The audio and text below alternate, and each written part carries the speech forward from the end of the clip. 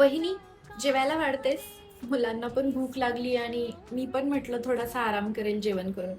नाही, तुझं झालं असेल तर मी तुला हेल्प करू का? नाही नाही, झालंय सगळं. झालं की आवाज देते तू. आजच्या दिवस आईबाबांच्या रूममध्ये झोपले तर चालेल का मी? म्हणजे आजच्याच दिवस, परत नाही. चालेल? नाही ना, मी न लागणाऱ्या वस्तू तिथे ठेव. ठीक आहे, असू दे. आईची ना एक निळ्या रंगाची साडी होती, मला खूप आवडायची. मी बघू का, आहे का ती? नेऊ मी माझ्याकडे आठवण म्हणून?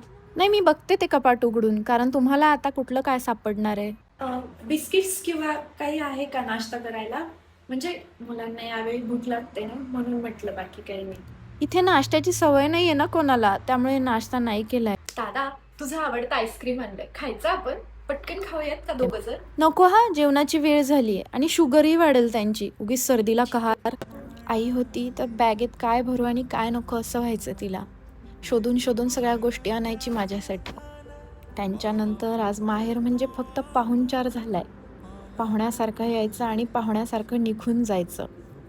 फक्त बघायचं आपल्याच नात्यांकडे पाहुण्यांसारखं, बाकी काही नाही.